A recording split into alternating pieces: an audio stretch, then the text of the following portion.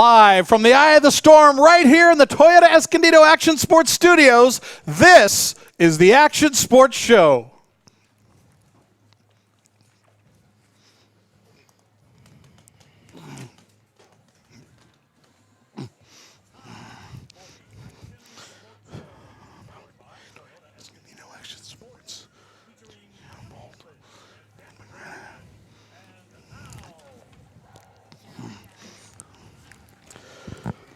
We're rocking and rolling, folks. Welcome to the Action Sports Show, powered by Toyota Escondido Action Sports. We are live, and man, we have a great show for you here tonight. Jim and Dan here for you always. Mayra Tinajero is back with us this week. What's up, guys? It's pretty phenomenal to be back here. We've got so much cool stuff to talk about. In fact, one of my favorite events of all time happened this weekend. It was Baja 1000, the 49th annual running of the Baja 1000. So I'm pretty pumped to talk about that. The 49th annual running of the Baja 1000. Yes, And folks, indeed. let's not forget the notorious Brett Guerin. Oh, I finally got an introduction. It's usually just saying Brett Guerin. So I'm notorious? Yeah. Awesome. I like it. When you disappear to other countries Can for someone extended that's- periods of time and After that picture of him dancing with Oh, the shark, man. you are notorious. come on. I think I'm the only 5'9", 150-pound notorious person on the planet then. Actually, the Well, notorious Connor. is about that size too, probably. So Yeah, I guess. you're in good company. Man. Maybe So we yes. should name him Company. something else then. Yeah.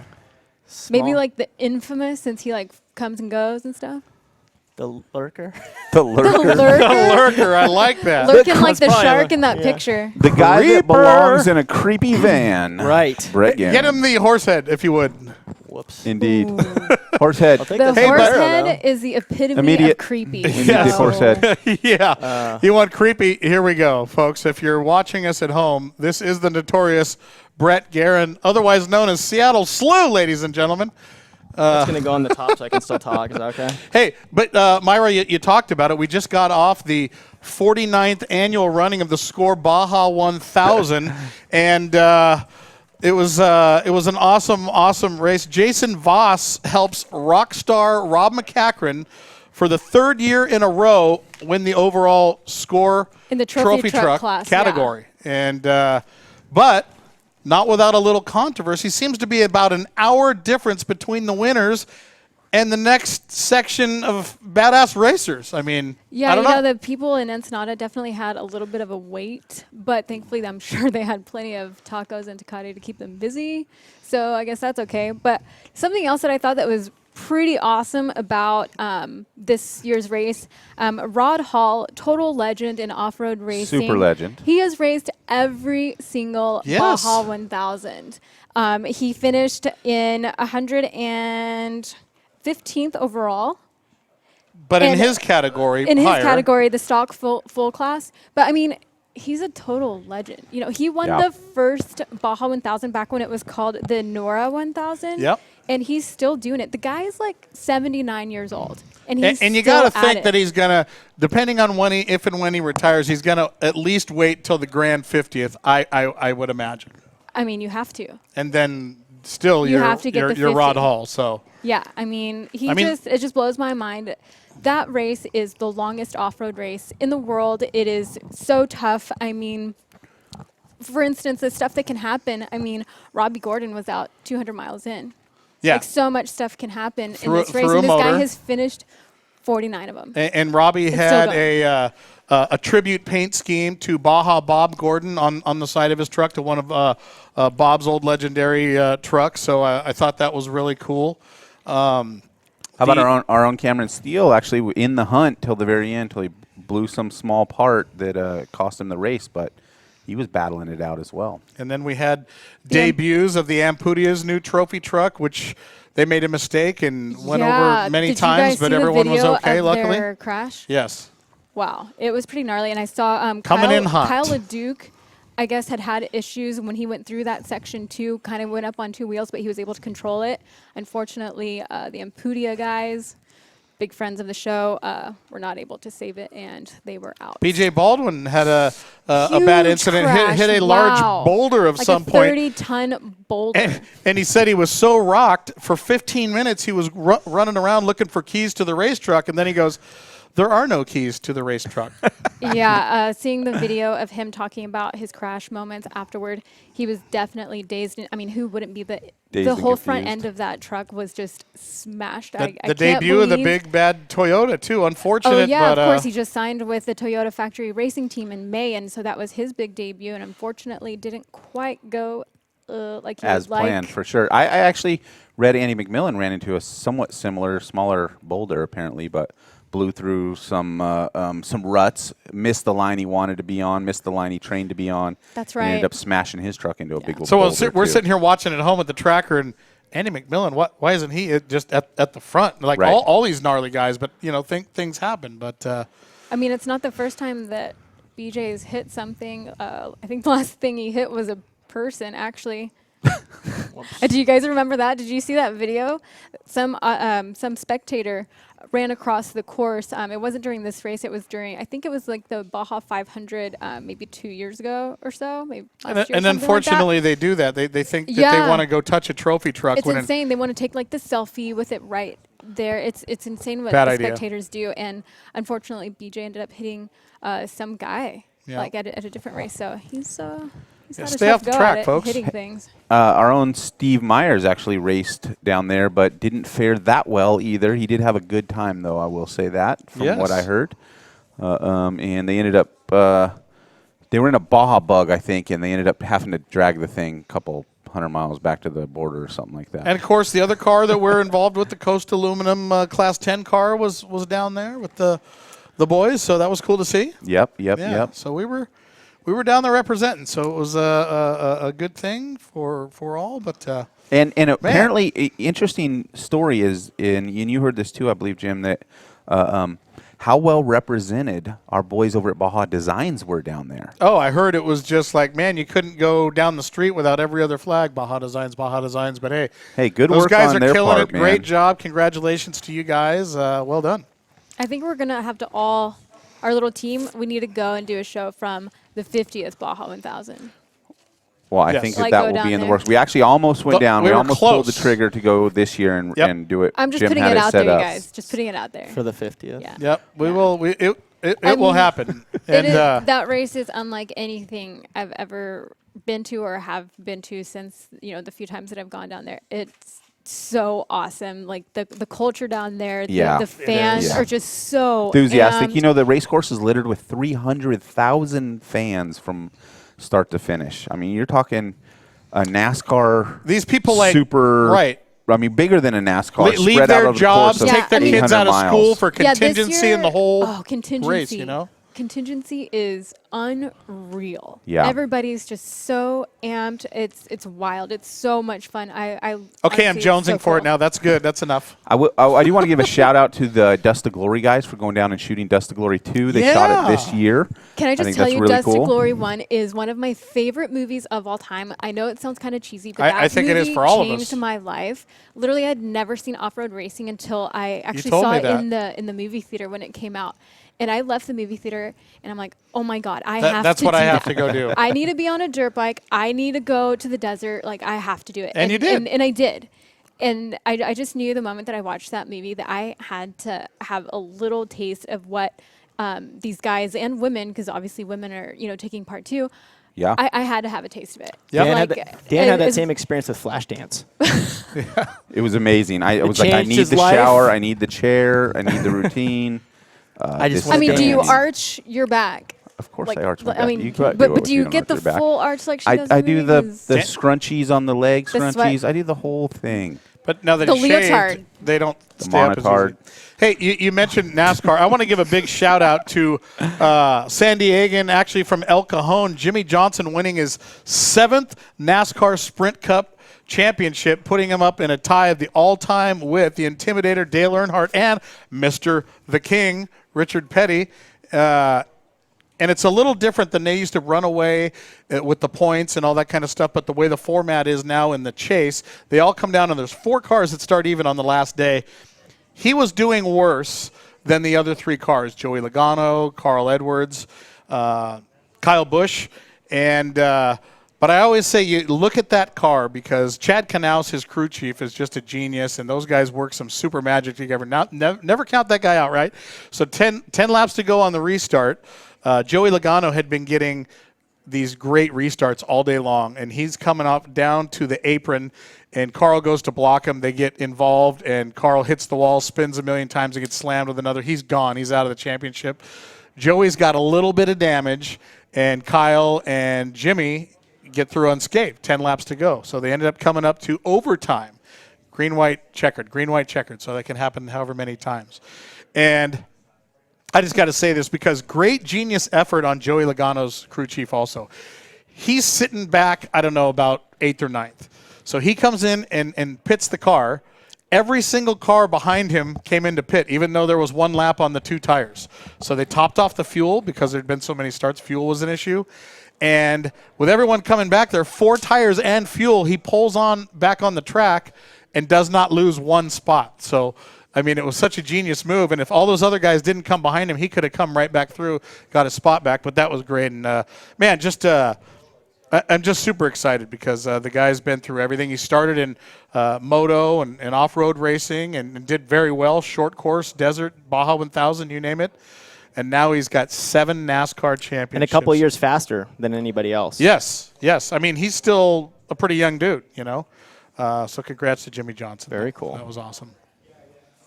Can we talk about Let's the talk double about spin? it. Bring it. Sorry, I I'm know. all excited. You are, as Dan says, You're frothing. as excited about that as I was to talk about the Baja 1000. Sorry. So, Dan, how excited were you? Were you as excited as I was? Or You know, it's interesting. I saw a couple people put out that, hey, this is going to be out. They knew about it. Yeah, They're like, we're dropping this at midnight or something like that. And they had a, what was the name they came up with for the Instagram they were dropping it on? Oh, I don't know. Anyways, they came up with Instagram. some name. They were going to drop it on their Instagram. And I was like, okay, this has got to be something. Something's up right here. I say the one he did before was not as complete as this one. The one he did before. Yeah, the big. The front side one? Yeah. Okay, yeah, but it's total different. I mean, I get it. But yeah. the rotation, like, he was in full spin. And when I watched it, especially when I watched it with my kids, the one thing that really they were tripping on, how do you stay on your board for that many spins? The wind. I mean, that's why he was sticking the wind and angling against it. Okay, Totally. I totally get that, but yeah, even with that, how do you do it? I don't know. That's going to be a good question for one of our guests coming up later in the night to ask, because he's one of the guys that potentially could do it. There's not a lot of guys on the planet, a handful. I think there's some like magnetic booties and some magnets going on under the resin that maybe. And I heard that, you know, Slater's been actually doing some stuff like that with those boards, so maybe that's his little trick. Just in case people aren't aware, Albie Lair of Maui pulled a backside 540. Maui Lair. Yeah. A backside 540 called a double spin.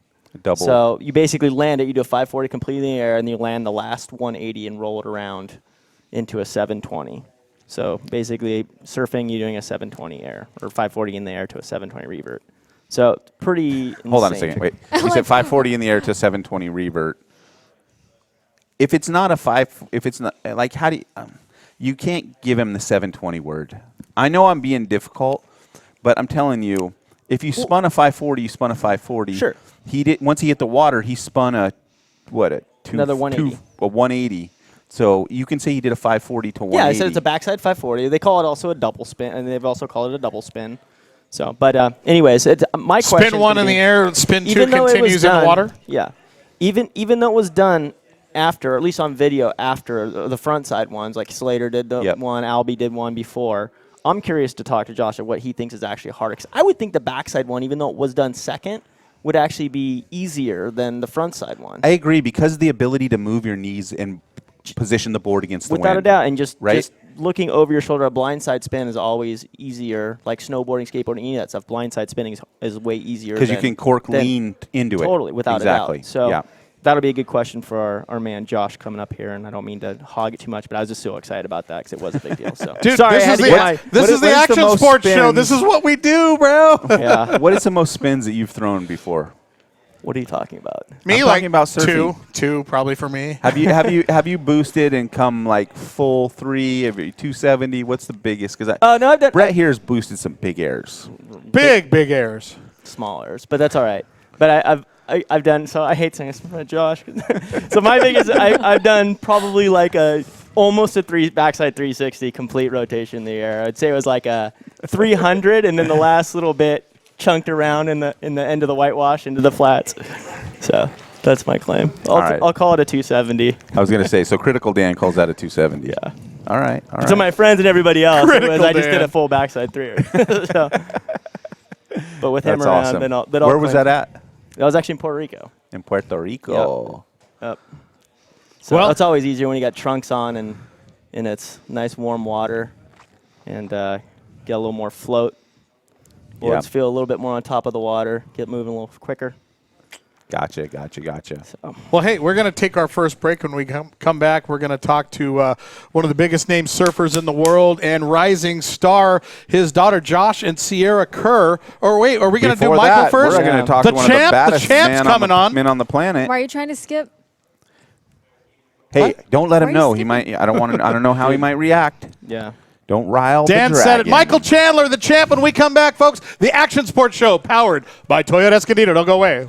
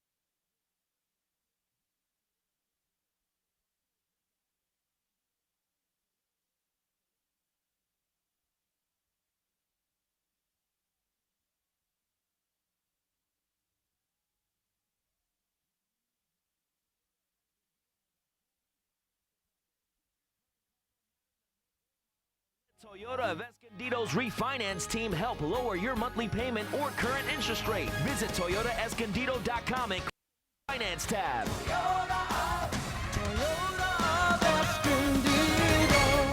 ToyotaEscondido.com. Shop for your new Toyota and much, much more. Hi, I'm UFC Bantamweight Champion Dominic Cruz, and you're listening to the Action Sports Show, powered by Toyota Escondido.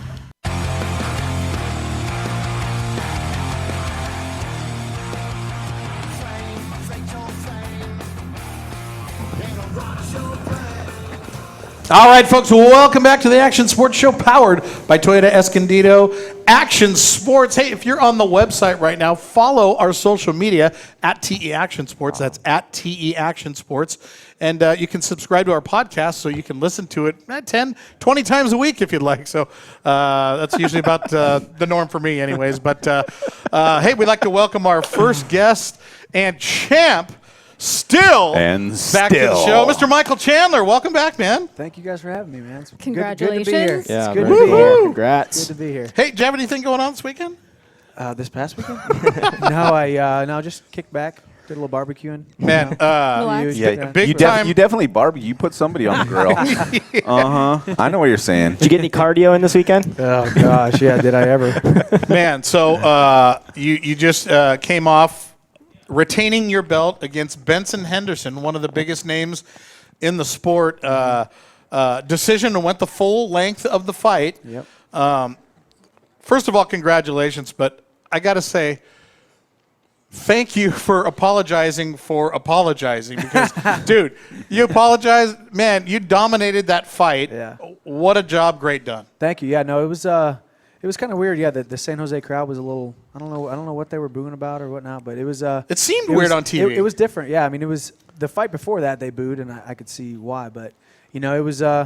I'm the kind of guy, I go out there, I bite down on my mouthpiece, and I'm in your face for 25 minutes if I have to, and I go out on my shield if I have to, and that's what I did. But I think There are some comments about you really doing that a lot in this fight. Yeah.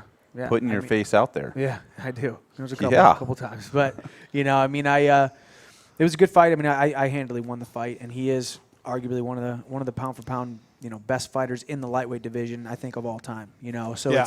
it's great to be able to go out there and win a decision against a guy who never gets decisioned. You know, And, he's a and tough what was guy. your thoughts when he came over from the UFC? Maybe there's another big man on campus in the lightweight division. He's coming out there. Probably exciting for you, since you've cleaned out most of those guys already. Yeah, extremely. But a excited. challenge. Yeah, no, extremely excited. I mean, and that's what I told Bellator. I mean, for those of you who don't follow MMA a ton, there's two major organizations, the UFC and Bellator. And Bellator's only been around since 2008, but we've slowly grown in notoriety and slowly gained more and more big names like Benson Henderson, Josh Thompson, Roy McDonald, and that kind of stuff. Michael Chandler. Yeah, well, me. Well, I was that homegrown guy. I've been there since I was Right. like 22 years old. But I told them when I signed this last contract, I said, I'm signing on this dotted line, and your guys' end of the deal is you guys are going to get guys from the UFC. You're going to sign these top 10 guys. And, you know, they did it with Ben Henderson. They did it with Josh Thompson. And I'm gonna keep fighting these top guys until I make it to the top and I get that number one spot. Yeah, we really have seen a whole lot of crossover with the different athletes and the different organizations. Does that, really accelerate where you're going as a fighter? What does that do for you to see such big crossover happening right now in the industry? It's great because for me, I have my place solidified with Bellator. I'm in a great position with Bellator because it's arguable whether I've done more for them or they've done more for me. It's been a very good, symbiotic, mutually beneficial win-win situation. I've been involved in fights like my fight this past weekend, the most exciting fights that Bellator has ever even thought about putting on. So I'm one of their best products, I believe, and they've done right by me and they've stood by me. So it's good for me to be able to sit back, and I have a little bit of time left on my contract, a few more fights left on my contract to see what the landscape looks like in a year and a half from now. How many more guys in the top 10 do they sign from the UFC come over? Now all of a sudden there's 5 of the top 10 in Bellator, 5 of the top 10 in the UFC. Now I'm in a great position. Or, do I just kind of outgrow Bellator and I decide to go to the UFC? Now, did you just extend your contract with Bellator not too long ago? Or I did, about 6 months ago. About 6 months ago. So you bring up an interesting dynamic, and I'm watching this whole thing play out. And if I'm sitting in the UFC and I'm thinking, okay, I'm going to go over to Bellator. I'm going to knock some people out. I'm going to make some money, right? Mm-hmm. And then they show up, and then they throw this guy in the ring with you, and you go pound for pound, toe-to-toe. You win the fight by a landslide, but you're up against a very popular guy who you're not going to I always say when you're going up against the king, you can't just sort of beat him. You have to knock them completely off of their throne. It doesn't work that way. Mm-hmm. So you beat him, and they gave it to you, even though they should have probably given it to you maybe a little more, completely. But my thought is, are these guys from the UFC going to be like, I'm not going over to Bellator? Why? So Michael Chandler can beat me up? Yeah. You know what I mean? Yeah. That is not a path to some quick success. No. That some of them might think it is. And you're not making it easy on your Bellator guys to get these other guys to cross over, by the way. I guess it's true, but there's just I think there's more leeway with Bellator. I think the UFC, and rightfully so. I can't say anything bad about the UFC because I haven't been there, but they've been around since 1993 or whatever. They made this sport what it is, so you have to give them that respect. No doubt.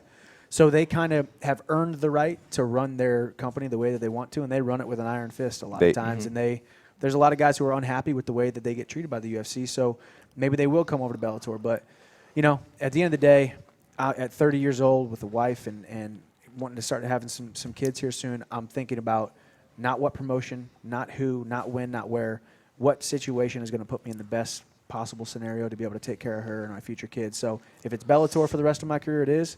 If it's not, it's the UFC. If it's not, then we'll figure it out where the road leads. Wherever it is, you're going to put your head in there and you're going to take people down. There's no doubt about that. Yes, sir. Kind of like round one. I thought you broke him in half, dude. I tried to. The suplex? He stayed in one. Yeah, Honestly, stayed in one The piece. suplex was so radical. How does that not break something, buddy? I mean, tough dude, but man. Yeah, he is very tough, and it was funny because I grabbed it and I locked my hands and my inner monologue was, okay, are you going to do this or are you not going to do it? It's kind of a waste of energy, but forget it. But it looks great on TV. It looks great on TV. It looks, it's style points, and at the end of the day, he landed on his neck and head, and it kind of threw him a little bit. How do you even regroup from that? Well, I mean, on his end. It took him a second because when we both landed, I kind of turned and he was still upside down, kind of rolling over unorthodox, and I kind of thought I'd knock him out. Well, hadn't you caught him with some shots before that? Yeah, he was setting that already, up. Yeah, he was already rocked. He was already kind of falling over sideways and stuff. So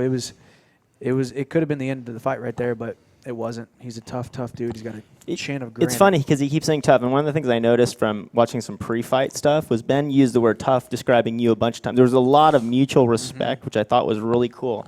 But my question is, do you like that when someone's giving you respect and doing that, or do you like somebody to talk a little bit and kind of motivate you to want to like? Oh yeah, does it fire Take you it? up? Yeah, see, I would almost want It's someone I think to be, interesting. prod me a little bit. Kind of like the come at me, bro thing. Come at me, bro. You know, and different guys are different, man. I'm not a huge confrontational person. I really am not. And I think when Benson was way on the other end of the spectrum where he's almost too respectful, too nice, too quiet. You can't build a fight up against the guy because you can't say anything bad about him, and he's not going to say anything bad about you. But There's you're that not guy like too. that You're a back guy and of forth high moral antagonizing. character. Yeah, I kind It's of high am. it's the principles. professional's fight. It's just I kind of am, but the older I get, the little saltier I get, the more I realize, hey man, it's okay to have an opinion about somebody. If you ask me if I'm going to beat this guy, I'm going to tell you how I'm going to beat him, and it's okay for me to say I'm going to do this, and this to you, and there's nothing you can do about it, and it's okay to have an opinion. When I first started the sport, I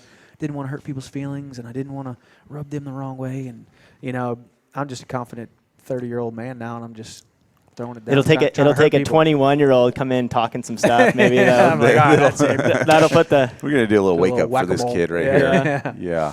no Exactly, tinny 21-year-olds up and coming. So I keep know it to it was yourself. really your objective to finish him, and it really did look like you were on, your way to doing that pretty early on in that first round. Mm-hmm. But where do you think that you kind of got off track, and it ended up or off track with that plan, and it ended up having to go to decision? Maybe that was what disappointed the crowd and had them restless and booing. But I don't know. Like, what do you think It's happened there? Well, I think what I've realized, and just to put you guys in my head a little bit, I started this sport. I have 16 wins now, and I think 13 finishes. I've finished so many of my opponents. I've made it a habit, and it's almost failure. Like you saw this last fight, I apologized because I felt like I failed because I didn't actually finish one of the hardest guys in the entire world to finish. And that's why I said, you're welcome. And I think that's Yeah. some of the fans played on that, like, okay, well, if he's saying that he didn't do good, I guess, okay, boo, Okay. But I think we're going back to your question. I think the veteran mindset that I took, when you get somebody hurt, it's like chasing $1 million. You're trying to get it, and he's hurt, and you're trying to get it, and you're trying to land that one shot that's going to knock him out.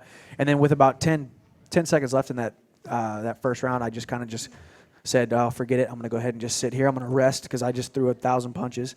Got to the second round and just kind of fought my fight with my foot steadily on the gas. Not 1,000 miles an hour like I have in the past, not like a crazy person. I fought more like a veteran, more cerebral, more calm, more composed, more calculated. Yeah. Because if you go watch my early fights, I'm like a dang tornado Just a in there. whirlwind, And I just Tasmanian go devil crazy. type. And it works most of the time, but when it doesn't work, you end up out in the middle of the ocean just treading water. And do you shift to that a little bit Yeah. when at round one you were close and maybe I'm getting the knockout? Now you're like, okay, the fight's going to go on. Yeah, the I fight's might going need to to keep go happening. 5 rounds. I So need you to switch save gears. some gas in the tank while still being aggressive. And if the past is any predictor of the future, Benson Henderson has been in so many of those 25-minute wars, and he gets up off his stool and he hops around and he just goes right back at you for 25 minutes. So you have to be ready, and thank God I was ready. I know Yeah. you were putting a lot of focus too on training on your defensive technique. Do you think that really helped you in that 5th round when you were,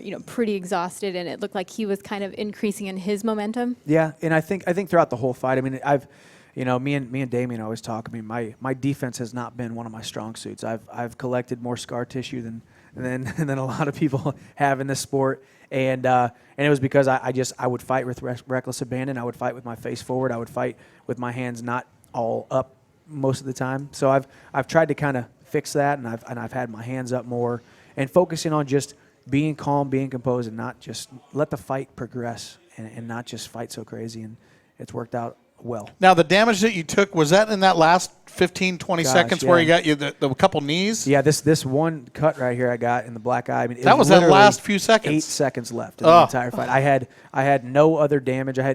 I show damage like nobody else. I Yeah, mean, and you had I beat the swelling, but tar you out of weren't that you dude. bleeding on both sides. And Yeah, it was and just this one right here, and it was literally with 8 seconds left. And I beat the tar out of that dude, and he his skin does not show it. I had purple marks and like just from gloves or just from you rub it and the tape hits and it's just there's so much crazy stuff going on inside there. Your face end up looking like a plum at the end, and he looked like.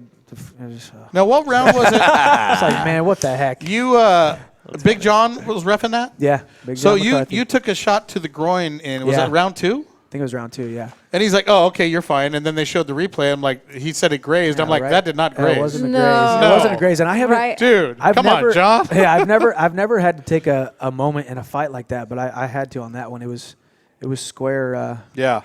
right there. Yeah. So had to take a moment. Not even slightly to Had the to catch side. myself, and then the funny thing is, it's like pride is a silly thing, and John's like, it just grazed, right? And I'm like, fine, okay, let's go, and I'm still in pain, and Yeah. I'm like, fine, let's go then, okay? And But I look I over, think he and kinda Benson's knew. doing this one like I'm faking it, and I'm like, dude, I'm hurting over here. Yeah, Just go to give me the. And I one was like, second, give me one man. Come second. on. They're showing the replay at home. Yeah. I'm like, dude, that was Yeah. not a graze. That guy's in pain Thank right God now. for shock doctor cups.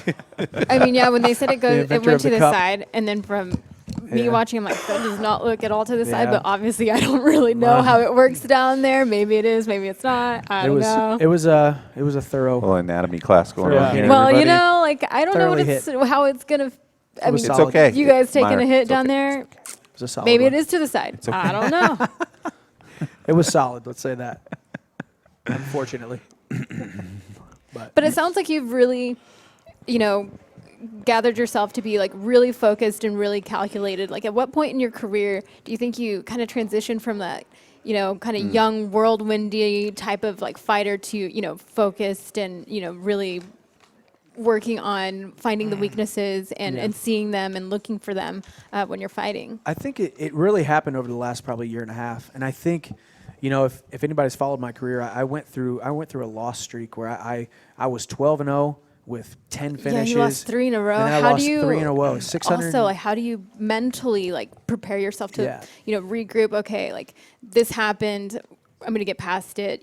Because training physically is awesome, and obviously it takes so much work. But at the same time, like mentally, Mental, yeah. it's also so much work. Yeah. Mentally, like how do you go through that? It was 688 days without a win and 688 days without accomplishment, without positive feedback, without feeling like the thing that you were put on this earth to do, you were not accomplishing that for 688 days. So it wears on you mentally, and I think it's part of my story, and I say it to motivate and inspire people. I let self-doubt and I let self-doubt and that pain, that seed kind of plant in my head, and I didn't get rid of it. I didn't take care of it.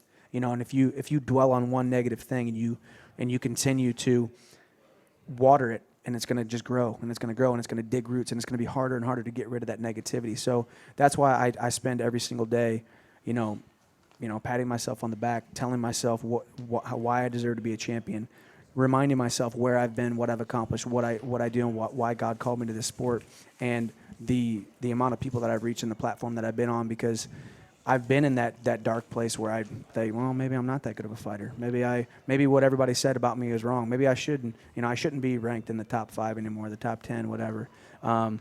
So it was a great support system that I've had. My loving wife being by my side, crying with me, happy with me, pumped up with me, accomplishing things with me, failing with me, and that kind of stuff. And then the support system that I surrounded myself with is, I wouldn't be able to do it without people like that. And it's just I just feel like I'm 30 years old. I'm more mature. I've been through everything. I've been to hell and back. I've been through the fire. So now I'm battle tested, and I got a calling on my life that cannot be stopped. And you persevered through Boom. it. You That was came a back. mic drop You right win. there. So Are it kind you of kidding sounds me? like, Wait a you know second. what, That like was you a go through mic this drop. tough time, but that's what like solidified Yeah. you mentally, like getting through that. Well, and the longer, the older I get, the longer I'm on this earth, I think, when bad things happen to you, if something good comes from it, was it really a bad thing?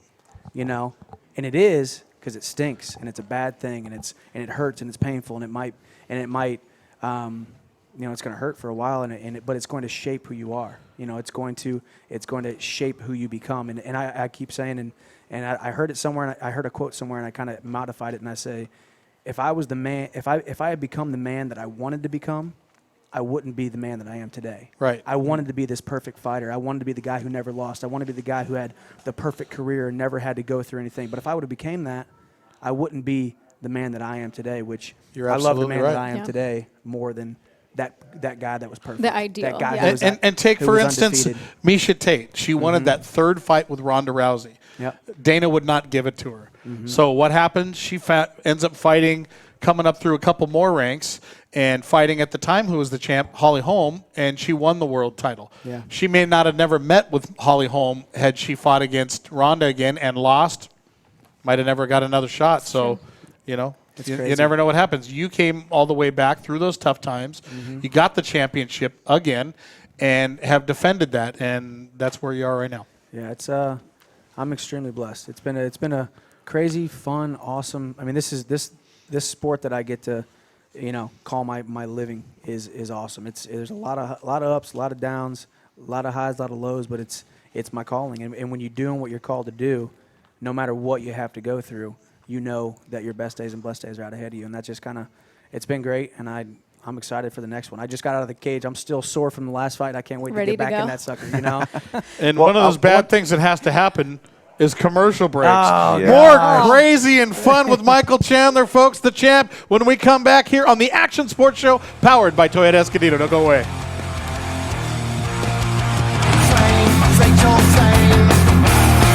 It'll rot your brain, ruin your good name, take money for your shame, and we're all entertained. What can you do? One name you should know, the best place you can go, Toyota of Escondido. It's official. Once again, the truck pros at Toyota of Escondido sold more new Toyota trucks than any other Toyota dealer. That means more smart buyers like you trusted Toyota of Escondido's Truck Center to find them the right truck for work or play. Toyota of Escondido. Toyota of Escondido. It makes sense to buy from the truck sales leader. Let Toyota of Escondido customize your new truck to fit your active lifestyle. Choose from lift kits, custom tires and wheels, and much more. Come experience a whole new way to buy your next truck. Toyota of Escondido. Toyota truck sales leader for San Diego County for 2014. You're listening to Guy Talk, broadcasting live from the Sport Clips Haircuts locker room. Caller, you're on the air. Hey, boxers or briefs? Speaking briefly, boxers. Unless you're a boxer, then I'd go briefs. Next caller. I want to find my nearest Sport Clips, but I don't want to ask for directions. It's not technically asking for directions if you use sportclips.com to find your nearest Sport Clips location, and no one will ever know. Let's take a break for a word from our sponsor, Sport Clips, where guys go to get an awesome haircut while watching sports on TV. Throw in our relaxing massaging shampoo and our legendary hot steam towel, and you've got our MVP haircut experience. Your head will be as majestic as a freshly mowed Major League outfield. Try it today. Last caller, you're on the air with Guy Talk. So, how cool is getting a haircut at Sport Clips? Oh, it's like stepping up to the plate and slam dunking a touchdown. That's all the time we have today. This has been Guy Talk, brought to you by Sport Clips, where it's good to be a guy. What's up, peeps? This is Jeremy McGrath, and you are listening to the Action Sports Show. You're on, guys.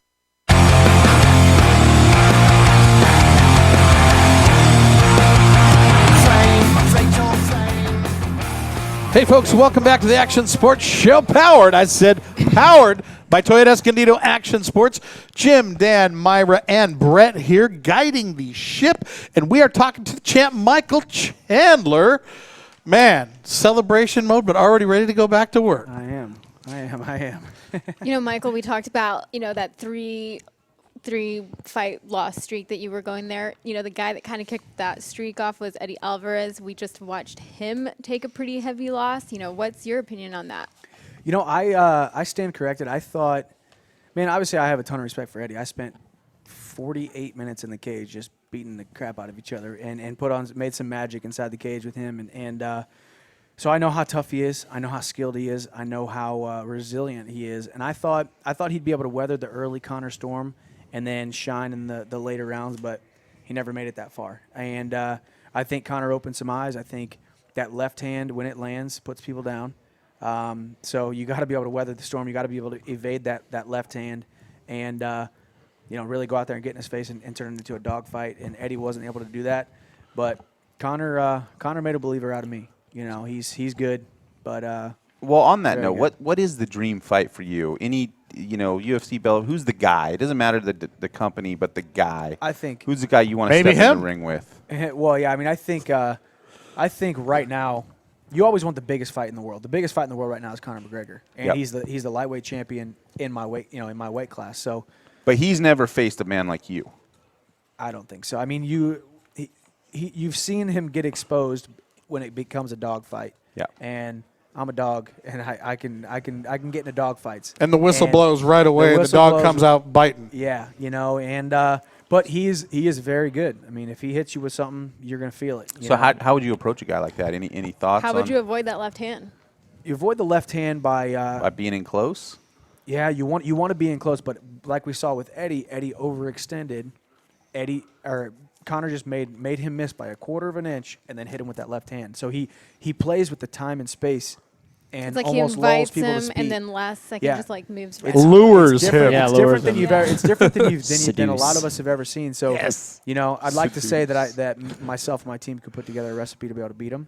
Because I had that confidence that I would. Because I think my wrestling, my grappling, my cardio, my power is all there to be able to beat him. You just got to not get knocked out by the left hand, and I think I could take his punch. So we'll see. Well, man, I'd love Hopefully. to see that fight happen. Hopefully someday it will. I whether thought it's you were in going to say Bellator you or had a UFC. surprise. And ladies and gentlemen, Connor's here right now. Here he comes. Come on.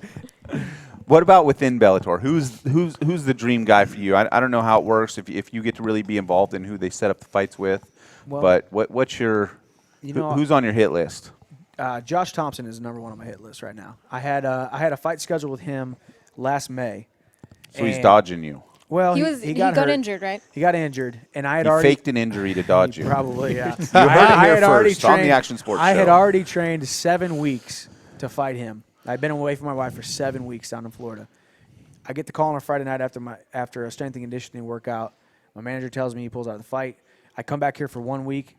The fight gets pushed 9 weeks later. So I came back here for 1 week and then spent another 8 weeks. So I literally spent 16 weeks in camp because So Josh Thompson clearly got hurt. nothing makes Mike matter than when you separate him from his wife No, for extended Which, by the periods way, of why time. is your wife not in the here? I entire kind of world. expected her to be I here. wanted her. She's actually at a medical dinner up in Carlsbad or something. Oh, And okay. it's a thing with her. I watched her supervising physician. What is that YouTube series that In you camp? do? I think so. Oh, that one? The Did you cry? episode, yes. You cried? Yes. I mean, I here's the thing. I cried. It's okay. Here's the thing.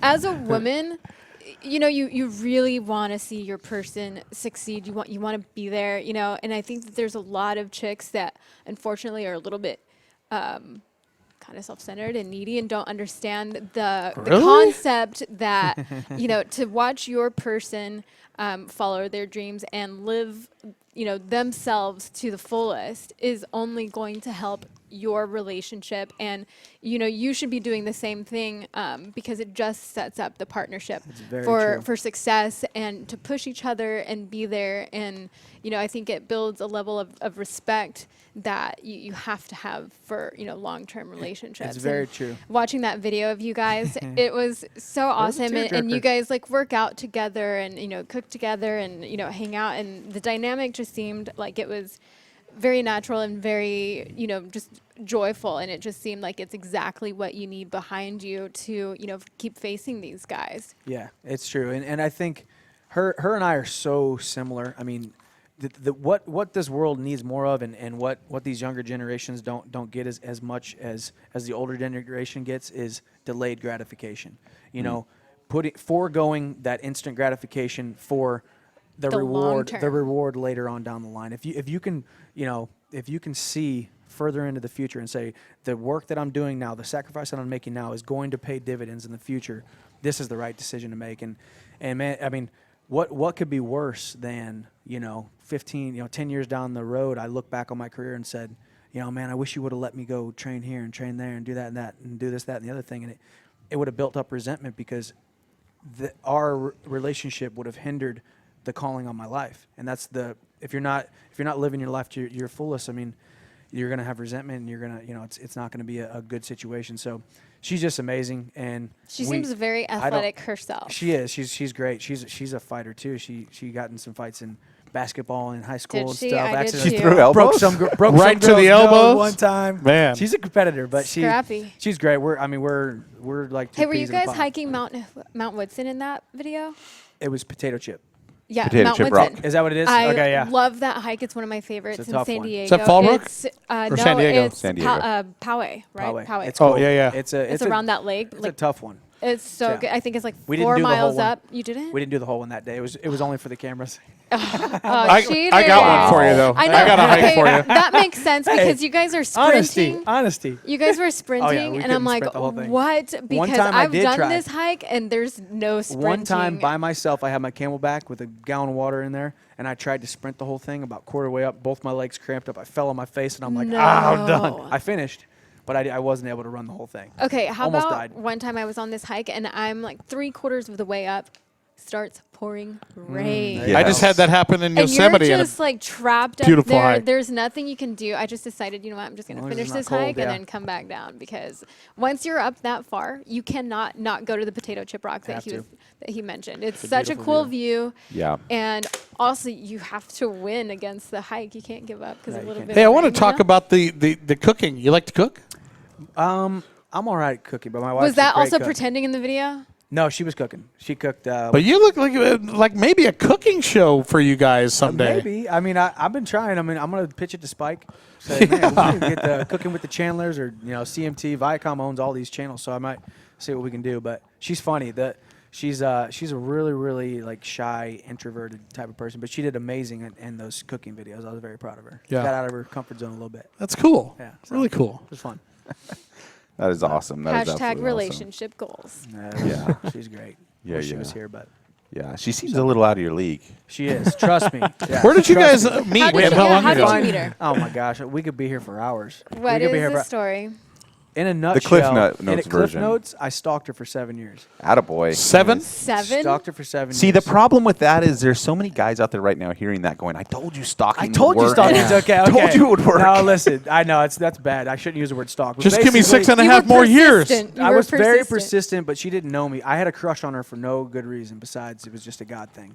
I had this. I mean, I how had did this you feeling. ever even see, Okay, hear so, of her? So there I was, know she college existed? wrestling, got this tooth knocked out. University of Missouri sent me. That's to a this, winner with Yeah. the tooth missing Yeah. is always a winner. Chicks Sent me- dig that for sure. Sent me to Let's this make out. doctor. Sent me to this doctor, or this dentist, and I knew who he was. I knew his reputation around town. He's a big time leader around the community. The guy who ran my Bible study, my mentor, was mentored by him, so I knew the kind of guy he was.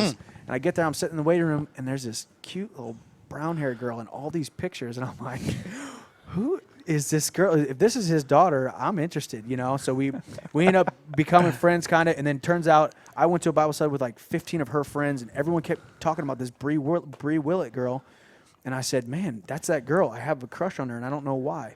And then finally, eventually, we became friends on Facebook, and I finally Got the tooth after replaced. 7 years. Yeah, I got it figured out. I would have gone with a gold one Okay, in it the took you front. 7 years to ask her out. Well, yeah, because I was like, if it's supposed to happen, it's going to happen. And then eventually I was like, it ain't happening. Yeah, but I got to make it at happen. some point, I got to make you this have happen. to just do so, it. That's No, great. but listen to this. The best part about it is Facebook message. Finally, we start talking or whatever, but a year and a half goes by. So wait. She would wait 2 to 3 months to respond to my emails and Facebook messages. And as soon as I would get it, I would get a notification, and I'd write it back. And then she'd wait like 3 months to respond to me. She's the worst ever. So, and then She was finally, ruining you. we went to coffee, and she fell in love with me right there at Caldy's Coffee. So would you Love say at first sight. Would you say that you slid into her DMs? No. Negative. Well, I guess. I mean, don't know what that kinda. means. You slid into her direct messages. Is on that, Facebook. She was single. Is that in Missouri? She was singled up. That was in Missouri, Yeah. yes. Finally, it was a cold January day, January 24th. And Caldy's Coffee. did you ask her, or you happened to run into her at coffee? Oh, no, I finally asked her, and I was like, are you... It was more of a An beg. official date? She basically, yeah, it was official date. But Will she you turned please go to coffee she turned with me me? down a couple different times. Really? Because she was so confident in herself that she's like, I'm not going to meet this guy. I don't know this guy. I don't know this guy from Adam. She was at a point in her life. She was going to PA school. She was focused on her grades. She was focused on this and that. So and at the time, you I'm guys just trying had to date you. never like interacted in person. No, but we it was almost as if we knew each other because we knew so many people that knew each other and vouched for it. Like on both sides. Yeah, the friends that I was friends with, she was thinking, okay, well, if he's friends with these people, these are solid people. He must be at least halfway decent. And I thought the same exact thing because, so it just you guys were running in like the same circles. Exactly, so, but we just kind of just kept missing each other. I had been to her house before because there was a birthday party for a guy who was one of my friends. And okay, it that is a little it is a right little there. crazy. And I was like, I was in a room taking pictures. No, I wasn't there, but hey, I know did. we've never met, but I've been to your house. She wasn't there. She wasn't there. But I was like, one day I'm gonna be bass fishing in that lake back there behind the house, and here I am, bass fishing in that lake behind her house. Nice. Wow. That's a pretty cute story. Nice work. It's a little stalkerish, but hey, when God speaks, you got to listen, even if it sounds crazy. That sounds like that was the fight of your life that set you up for all these fights. She's the toughest. She was my toughest opponent for sure. Man, my heart's still. So let me just say something real quick. You are part of the Toyota Escondido family here. Yes, you're sir. a sponsored athlete with proud. us, and you don't know this because you're gone working, doing your thing all the time. But we talk about you all the time. All the people around here. Yep. We absolutely think the world of all of our athletes, but I want to point out to you specifically, we appreciate you so much. We appreciate how much you post for us on social media. We appreciate the effort you put into us to, run our flag at every opportunity that you get. And always does, yes. We appreciate that you're willing to jump onto shows like this in short time whenever you have the opportunity, that it is on your mind, that it's never an afterthought. And the character which you carry yourself deserves direct recognition. So we just really want to give that to you right here on this spot and in front of all these people. That's great. And I mean, and it just goes back to, like I said before, if I didn't have the support group that I've had, if I didn't surround myself with literally the best people in the entire world, like everyone here at Toyota Escondido, this is not a normal sponsorship. This is a family. This is a family affair. And I was just talking to Scott and Damien. I remember I lost my third fight in a row. Me and Bree just got done talking. I'm like, yeah, I'm going up to Rockin' Jenny's to meet with Scott and Damien. Yep. Babe, this could be it. I literally might have to turn in my truck keys, and it's okay. We're going to come back from. It's not a big deal. I'll get my career back in order, and we're going to figure it out. And they're great guys. It's just business is business. And we sat down, and I'm nervous, and we just talked about how much we all mean to each other, and it's such a win-win situation, a symbiotic relationship. And for this company, for this group of guys to stand behind me in the dark days of my career. Yeah. And not just the highs, not just when I'm world champion, not just when I'm winning. That's easy, right? It's so easy, and it's such a blessing. It's literally such a humbling experience, and it makes me want to train harder, makes me want to be a better man, makes me want to go out and reciprocate this kind of love that I feel toward other people in my life, and it's so I appreciate everyone here more than you guys will ever know, so it's great. Man, it shows. Thank you. You do a great job. You're a great man, and we need more Michael Chandlers in the world. So thanks for everything you do, man. Thank you very much. Pleasure. I appreciate it. The champ, ladies and gentlemen. What's next for you, man? Oh man, hopefully just more fights, more world titles, more butt kickings, and more time on this couch right here. Well, you know what? When we figure out what that is, come see us here again on the Action Sports Show. Absolutely. Thank you guys so much for having me. Michael Chandler, ladies and gentlemen. Hey, we're only at the halfway point. This show still getting started. We're going to come right back. Josh and Sierra Kerr, don't go away. A lot more to come with the Action Sports Show.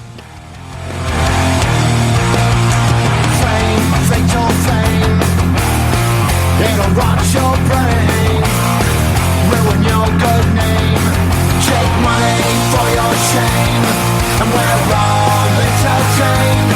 What can you do? Catch the Action Sports Show powered by Toyota of Escondido, Tuesdays, 6:30 p.m. right here on ESPN 1700. Featuring Jim Holthus, the host, the agent, Dan McGranahan. Get fired up by amazing guests from the world of action sports, such as Supercross star Cooper Webb, UFC title contender Dominic Cruz, FMX superstar Robbie Madison, surfer Tori Meister, musician Guerin Dan McGranahan, and more. The Action Sports Show brings you the biggest names in the action sports world. Tune in every Tuesday, 6:30 p.m. right here on ESPN 1700. This is Shannon Campbell. Hi, this is Walker Evans. Big Daddy here. This is Jeremy McGrath. Hello, this is Jay Leno. This is Mario Andretti. This is Carl Renazetter. This is Rick Dale with Rick's Restorations. This is Paul Tracy. Hey, this is Sonny Garcia. This is Trigger Gum, Daredevil. My name is Paul Thacker. Robbie Gordon here. This is Ryan Arciero of Arciero Miller Racing. I'm Ryan Friedlinghouse, CEO of West Coast Customs. This is Kerry Hart. Hey, I'm Tanner Faust. Travis Pastrana here from Nitro Circuit, and you're listening to the Action Sports Show. You're on, guys.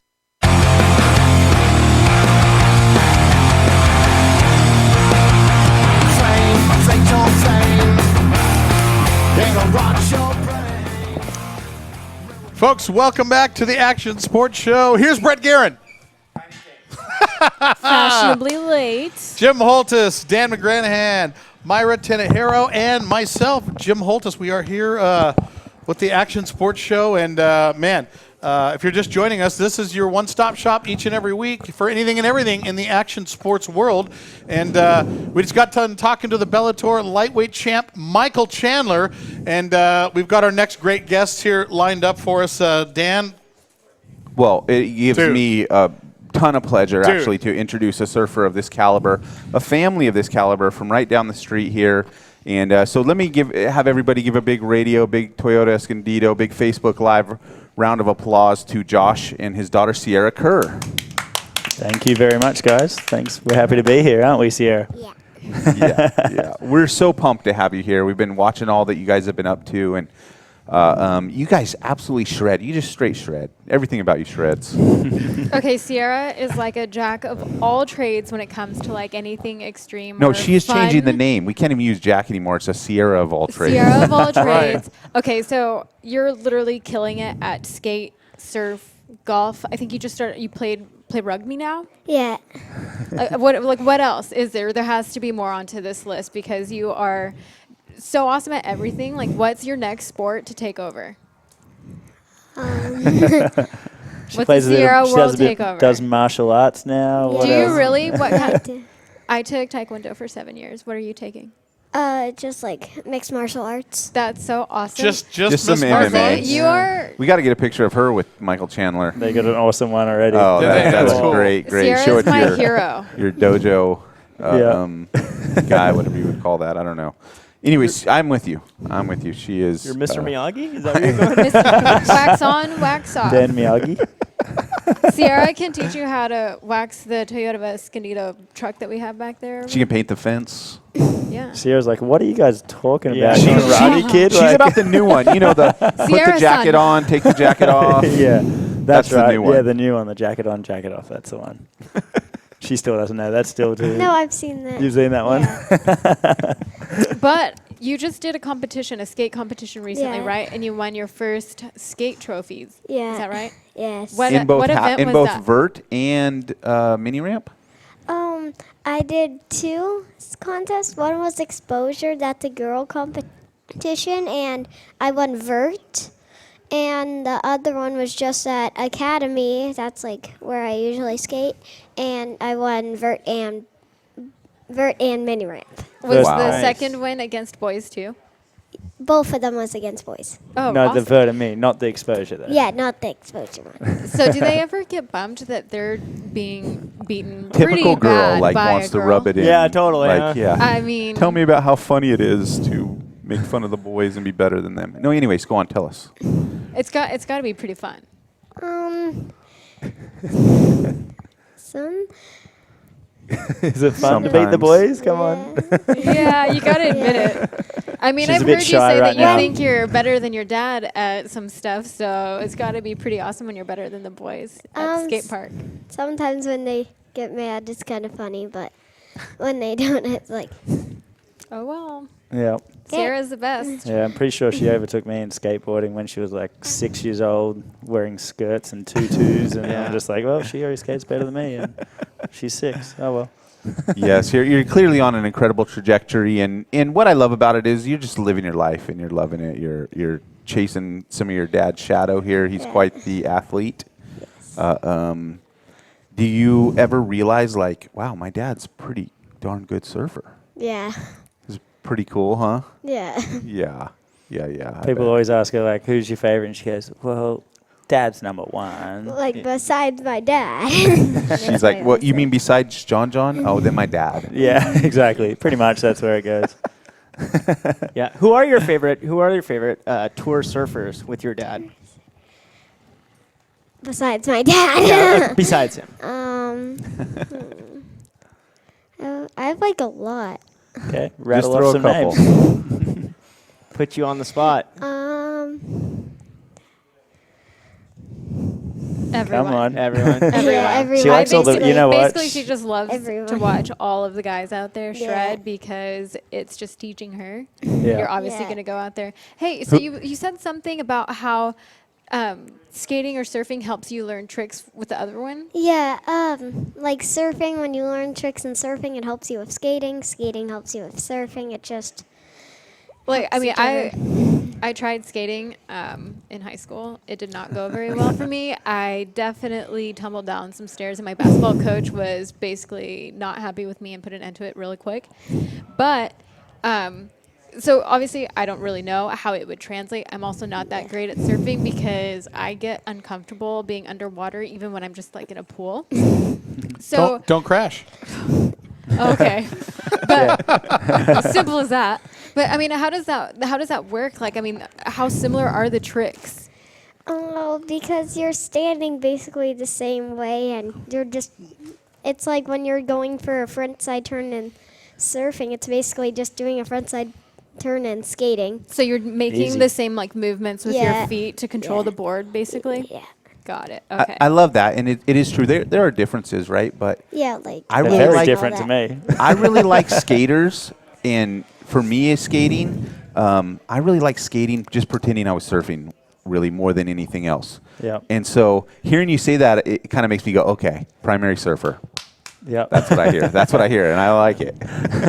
You can skate as long as it's primary surf. Yeah. Like sometimes, like if you surf like way too much, you get like a weird style. Like sometimes my dad has. So what are you worried more about? Wait a second. Wait, did you say I have a weird She style? just called you out. She just called her dad's style out. Wait, do I have a weird style? Skateboarding or surfing? Skateboarding. Yeah, Okay, that yeah, works. yeah. See, I like I skate that like a style. surfer. See, I like it. Yeah. So that was Slides the Skates tail like a little a surfer. bit. He goes. Yeah, my question was going to be, what are you more worried about, your skate style or your surf style? Yeah, what's more I important? think skating, they judge more on style because, It's true. Do you think they judge more skate I would style? say well, I don't know. Interesting. It's tough, though. I would think they'd be a little more technically. Yeah, but they do like a style. Yeah. for Style's pool, pretty big. definitely for bowls and stuff like Yeah, that, you're going to want to have a like good vert, style. it's fine, but bull, you need style. Yeah. Who are your favorite She's skaters? such a shredder. Do you have a favorite girl skater and a favorite guy skater? I don't really have a favorite girl skater. Like all of them are my favorite, but Yeah. I see skaters. I think she's a bit embarrassed being Yeah, on the show no, right of now. course. Hey, Sierra, are you a morning person? Because I saw that you like to go surf sometimes before school. No. Not a morning person, but you'll get No. up to go surf? Sometimes, like. I'm going I to saw on have to your come back on that. Instagram because I'm going to come back on that because I can drop her at school, like she's at charter school, so she can go to school at 11. So sure, she goes to school before school, but surf Yeah, before but- school, but it might be a Got 9 it. a.m. surf. Because see, my school started at 8. Yeah. Yeah, If like, yours starts at 11, you have start plenty at of time. We Yeah. start at like 8:45, but you can go at 11, but you just might like miss stuff. Yeah, she just does her online school at school, so it doesn't really matter either way. She's Lucky kind of got the you. best life of all kids, really. I mean, You have like the maximum time for fun with that schedule then. Yeah. Nice. yep. So I have a question for you. So skating, did you skate? Do you think that influenced your surfing stuff? Obviously, you came up through the ranks being an aerialist, more or less, right? So, do you feel like that was, did you have a skating background, or are you one of those guys that actually were just naturally gifted aerialists on surfboards? Because I think that's so much about skating. Yeah, I mean, I definitely was into skating when I was young. I wouldn't say I was like that great at it. I never actually had a good park for transition skateboarding. Right. So, I mean, I was more of a street skater, believe it or not, but I was always into watching the guys that skated tranny and watching all action sports almost all influenced me in the way from freestyle motocross to, all these different things that guys were pushing, especially when I was younger, like it was in the late 90s, and was really getting to that whole freestyle movement, everything like that. And my mind was just like, and in I wanted to Australia bring freestyle especially, surfing, basically. In Australia, freestyle was, and it still is, huge. Absolutely. Super powerful. Yeah. Absolutely. Who were your guys that you watched? It was when Pastrana was hitting the ranks, Metzger yeah. and all that, and then this.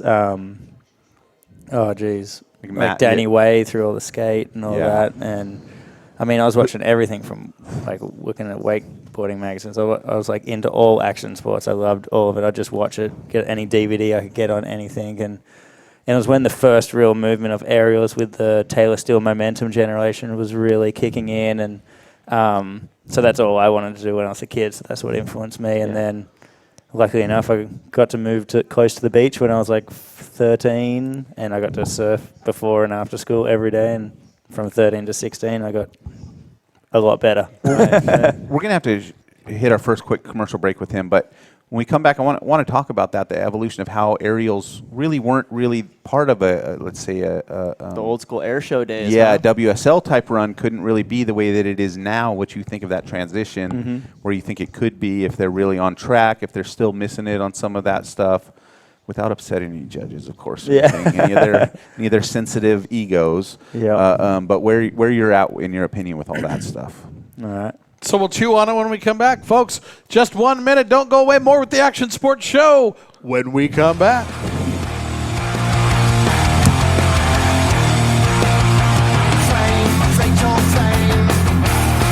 It'll rot your brain, ruin your good name, take money for your shame, and we're all entertained. What can you do?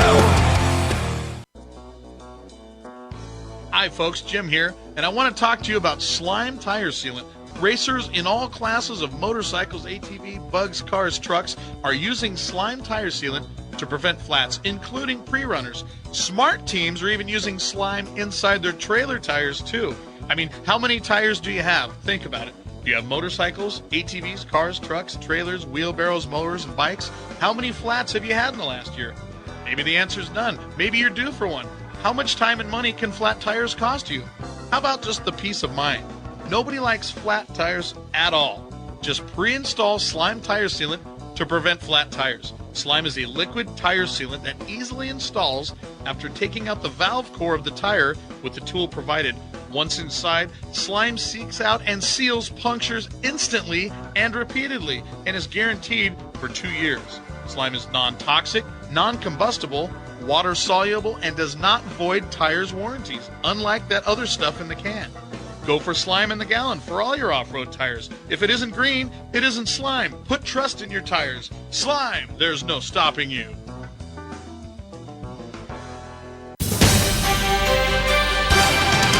One name you should know, the best place you can go, Toyota of Escondido. It's true.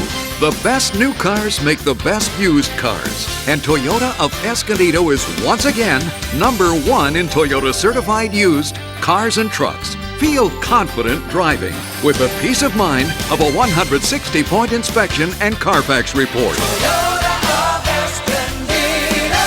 Toyota of Escondido. You also get a 12-month or 12,000-mile comprehensive warranty from certified purchase date, plus a 7-year or 100,000-mile limited powertrain warranty from original date of sale when new. Please ask for complete warranty details. Toyota of Escondido. Toyota certified sales leader for San Diego County for 2014. Hey, this is Jason Ellis. You might have heard of me, you might not have, I don't really care. And you're listening to the Action Sports Show. It's great. I always listen to it. You're on, guys.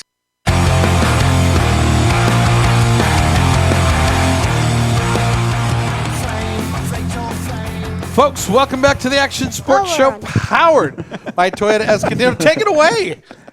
Tell them. Don't scare the kids. Where are we Jim. at? Where are we at? Is this the Action Sports Show? Did he scare you? Yeah. Is that a scary I voice? wasn't expecting it. What is that, Regis up there? Why is he yelling? I don't know. But, hey, welcome back, the Action Sports Show. We are talking to the Kerr family, Sierra and Josh, and you had something you wanted to bring up right away, Dan? Well, I just want to get your input on you come from the air game. You are one of the gold standards when it comes to doing aerials. and now it's really becoming acceptable in surfing.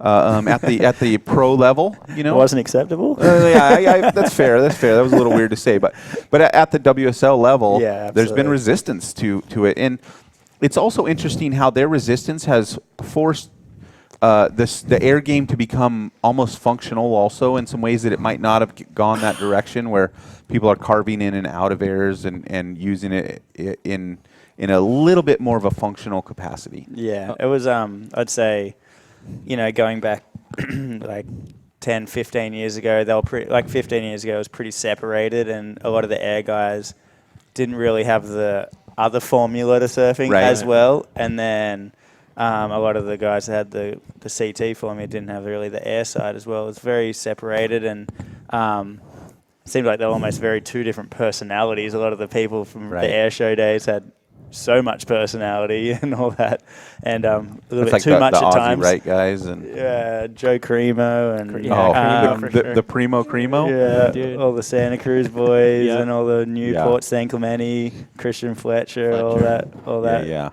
Rat Pack. So, and then the World Tour was very straight lined and stuff like that, and now it's kind of like I was kind of right there on that merger point, like right as the air shows were kind of dying down in a way because the surfing was starting to get really, really good. All the coolie kids were coming on and everything like that. The younger generation were getting on the world tour. And so I started making that transition and trying to bring that air side too and trying to round everything into the aerial side. And it definitely took a little resistance even when I was first getting on tour the first few years. And which is crazy because Slater, who's a known aerialist, had already been there for a long time, and it was still there was still resistance around. Yeah, they were still working out their kinks, like how are we gonna incorporate it? How do we score it? How, like they know it's difficult, but is it just a novelty thing? Is it just like? But it's not when you combine power with your airs. It's like and linking it together. The combination of everything. It changes the sport really, and it keeps pushing it forward. I mean, then you've come to the day and age of today where you've got the Felipes, the John Johns, and everything like that, and the Kerrs. The well-roundedness, it all goes along with it. And let's talk about your well-roundedness. Dude, that's got to be what you're known for now. I mean, you started as the aerialist on tour, the guy that stepped it up, but now it's like, is there anybody that can go from ankle slappers to getting barreled at Jaws? I mean, John obviously he's one of the other guys for sure, right? But he's pushing like that youth movement, and I'm pretty proud of where I've come to be where I'm at today and have that whole package. I feel of like the big wave to on face surfing to airs and everything like that, and I mean, I enjoy it. I mean, that was my goal from day one, to be the best surfer I can be, and I haven't stopped from then till now to try and keep pushing myself. And now it's like still in the airs, and it's also now in the big wave stuff as well. So do you have people that you work with to really perfect your craft, or who trains you? Because you hear about some of these different guys having trainers. Does Sierra sit on the beach and critique you? She's my biggest critic, 100%. She'll I'll do an air like on the inside sink, and then I'll paddle back out, and she goes, "That was all right." That's nothing. Everyone else would be claiming it for sure. And whatever. And then I'll show like a photo of me like at Mavericks or something, and she goes, I could surf that. It looks like the one behind it was bigger. There's nothing impressive about my surfing to her. It's so funny. Although she does. She pushes me. But I think I'm also the biggest critique of myself. And no, I don't, back to your question, I don't have a coach and all that kind of stuff. I take criticism really well of other people, and I always ask friends and peers about different things. And I'm also just a big critic of myself. And did you ever have a coach earlier on? Not really. No. Is that super common in surfing? I'm sorry, I don't a great really question. know. It's new. Is it very common for guys on tour to have a coach? Becoming someone more on and the more beach common. critiquing like Micro and definitely a lot of those guys. They're finding guys that never had that before, and then they get a coach. Mm-hmm. And how different is that from watching your film? Having someone. I mean, you can critique yourself on the film, but it's also good to have some eyes and ears that are not your own to give you a couple little points, especially if they're technically sound surfers themselves and there's a few like small technique things that people have given me throughout. I've got a lot of friends that were professional surfers that moved into coaching and weight transition high, stuff, you know, and high performance coaches and stuff like that, and they've helped me out with a few things along the way, and I really appreciate that. Definitely, it's always little things when you come to the level where it's like little small adjustments of turning your eyes, your arm, just like very small critique stuff that can change the way you can link a wave together. How about at an event, another set of experienced eyes looking at where it's breaking better, where you should sit? Does that kind of stuff come into play? Yeah, I definitely wrap out with other surfers that have just come in with from heats and wrap out. I kind of poach off the edge coaches they have and stuff. I'm good mates with a lot of them, so I'm wrapping out with them, just going, hey, what are you seeing out there? What do you reckon? But yeah, I mean, this day and age, like all the kids are getting coached from 10 years old until they're hitting the tour and keeping it going. It's that's why they're coming on so hot and heavy at 18 years old. They're just as they're ready to go up against the men. You know, it's pretty amazing. So what about training outside of the water then? I just try and keep up with this little one next to me, and that's about all I need. I mean, just she's got enough energy for everyone in this room. How about you, Sierra? Are you cracking big pounds at the gym? What are you doing? What are you doing to keep it real? Just skate and surf. That's all. That's all she needs. And to do, golfing. for sure. And golfing too, right? Golf, yeah. Golfing. You like golf? Yeah. What are the areas, Josh, that you want to see yourself improve as a surfer? Where would you like to do bigger airs, harder like wraps? Where do you want your barrel game to really probably improve? like right now it'd probably be just with airs. I want to do more technical grabs on bigger airs, like big airs. Like that's the thing now. It's not about doing full rotations on 2-foot waves. It's about doing them on 5-6 foot waves. Are you sure? Yeah. I don't get too much practice in California, unfortunately, but yeah, it's about getting those big. Anyone can do them on perfect double overhead waves. Yeah, right. Takes a real guy to do it on an ankle slapper. Yeah, exactly. Man, I wish there was some backwash today. Real quick, key profession. Like, where does Todos, your win at Todos, where does that rank on your highlight reel and your own mind of your accomplishments in surfing? Pretty high because it was just so unexpected. Right. Like I'd had a few surfs at Toyota before. Obviously, I felt comfortable. I get to drive down there from my house and take my ski and friends down there. And what is Sierra doing? And then, but yeah, definitely that was special. I mean, I hadn't really won that much of late, really. I mean, I've finaled and the CTs. I haven't even won one CT event yet. Right. I've been You've been there. close. Been close on a few. And you've been close at good Sierra, events. yeah, she reminds me of that every day that I haven't won anything for a while. So, but you've been good. You've been close at you've been close at Chopes. You've been close at Pipe. You've been close at like the gnarly events too, which you wouldn't have thought from your background. Where's this up. air kid show up And he's like the tube close machine, at and, Pipe and then he Chopes. wins at Todos and stuff. So that's just like it's baffling, but it's awesome. It just shows once again your range. So if you were going to win one contest? It would have to be Pipe. Pipe in a couple weeks. Yeah, yeah. That's Pipe's early December, correct? Yeah, that starts in a couple weeks from now. But that's like the premier event of surfing, basically. Now you've made a quarter there before, semi? I've made the final. You made the final. Okay, yeah. I knew you had gotten it. So then Chopes, you've made a semi as well, right? Yeah, I've pretty much made like semis at nearly every spot event on tour. So I mean, I just need to make those extra couple heats. Yeah. Just never. I always wonder. Oh man, it's rough. It's a rough crowd here today. Yeah. It sounds like it's a rough crowd for you all the time. Yeah, got some two strong-minded women in my life with my wife and my daughter, so constant critique. I'm always watching the WSL app, which I absolutely love that they So awesome. what they're doing with it. Definitely. And just delivering it to my phone or TV wherever I am. I'm often wondering what you guys are talking about when you're out there, when the heat ends or during. So what's going on? Is there ever any banter? Is it like, dude, did you have to go so big on that last wave? Is it fun? Is it like quiet? Are there different personalities? Honestly, every heat, every guy you go against is different personality. Even sometimes the conditions can change the mood of the environment of your heat with who you're going against, So give me some examples. Talk to me about what it's like to be out with a Slater or a John or a... Like if you got Slater at like a fun beach break and you're catching lots of waves, you end up almost talking and all that kind of stuff, but Then if it's one of those slow heats where you got to wait for the set at like Chopu and there's like lulls, it's just this weird, awkward silence. For a while. Especially I'd assume if someone's in a title hunt or something too, the level of stress all depends on how jovial people are going to be out in the lineup and how friendly it's going to be, or if some guy has to make it, or they're they're on the cusp of not making Most people, even if you surfed with them before and you've had conversations previous heats with them, but maybe that heat means something else to them, so they come out with this different mind frame, and you're just like, whoa.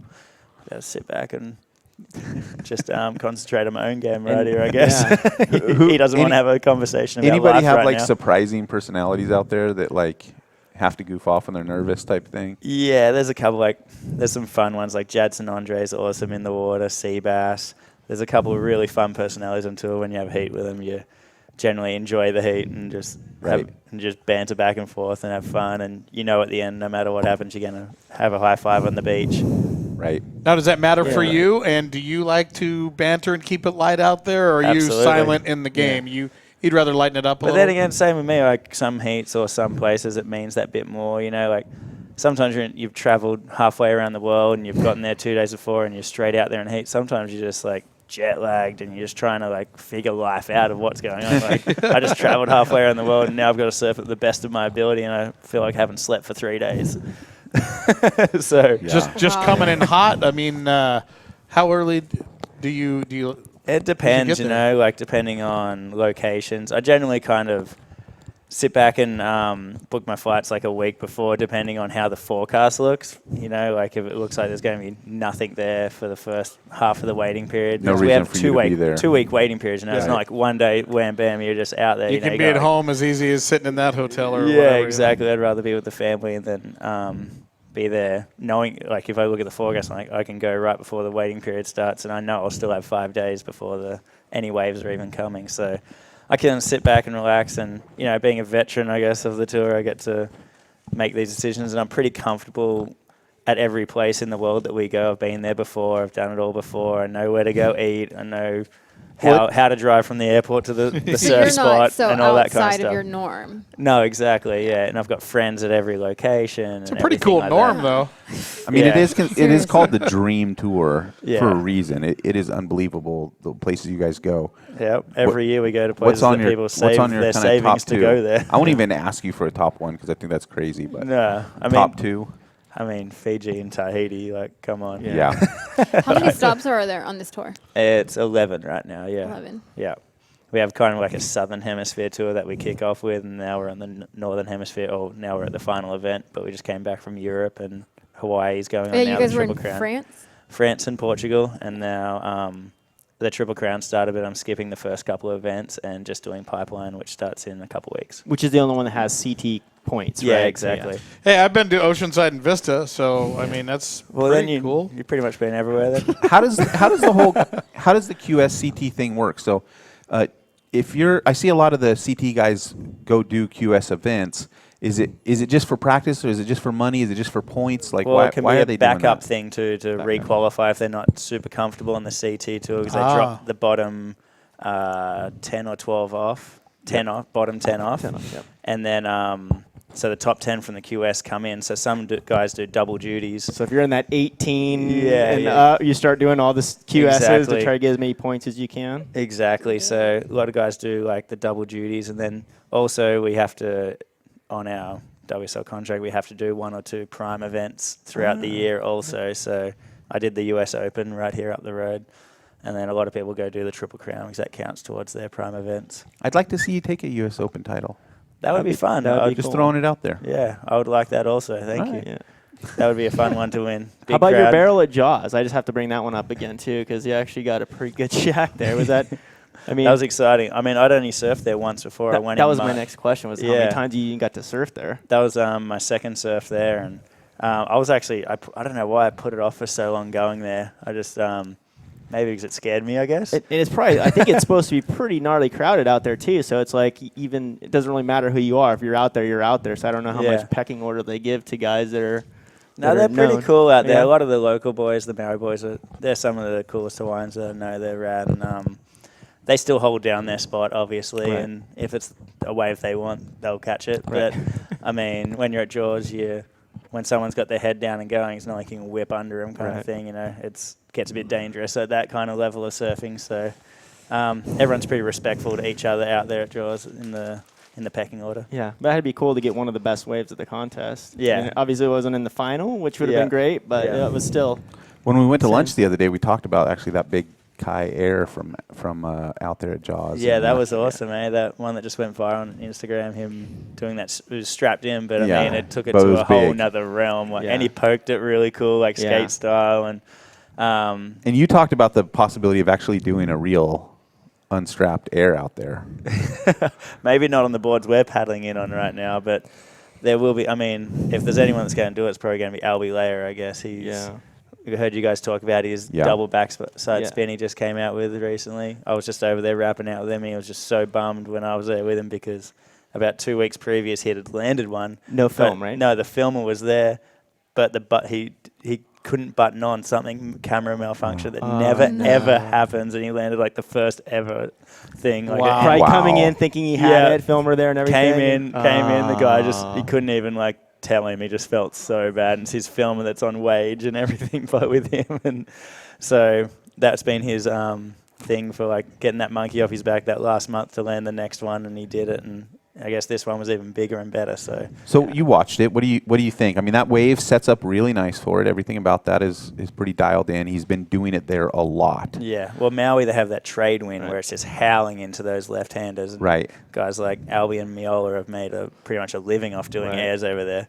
And so he's had plenty of opportunities surfing that left-hander and getting those opportunities. And there's not many really breaks in the world like this time of the year in Hawaii. There's always swell. That wind's always there. So, I mean, there's not many places where you can have that much opportunity to get to in surfing to be able to do that same maneuver over and over again. Just sparked my next question. Wave pool technology. How much is aerial surfing going to progress now that we have a recreatable perfect wave? I mean, they'll be able to set it up, so guys are going to be able to just get super technical. Wouldn't you agree? Yeah, absolutely. It's going to be wild. Everyone will be like, I can just see boards going shorter and lighter, and boards getting, that's something that it's only really come around in the last 5 years, like the tweaking of airs in surfing, and because it's such a big platform of a board, it's not like a little skateboard that you can push around, and or a snowboard where you're strapped in, So it's pretty cool. Being able to see the guys tweaking airs, and I've been really trying to push my own tweaking airs in like the last 5 years. And have you surfed Kelly's wave? Yeah, I've surfed Kelly's wave, and that's what it's gonna send it to a whole nother level for sure. And then there's guys that are going to grow up only surfing waves like that. There's guys in Texas. There's already a wave for sure. They're going to grow up only surfing wave pools, and what they're going to be able to do. Dude. Yeah, it's going to come to life. Serious. First time in the ocean, and they're already rad. Yeah, exactly. It's amazing. So wait, I have some questions from a listener coming in. So it sounds like somebody that knows you or knows neighbors or something. So it's got maybe even some for your wife. Some insight. Here. Yeah. So gosh. I've got. How do you like traveling with Gavin and Logan Messler? Sierra, I'll let you answer that one. They're her friends. Okay. Okay, answer that for Gavin Logue. Okay.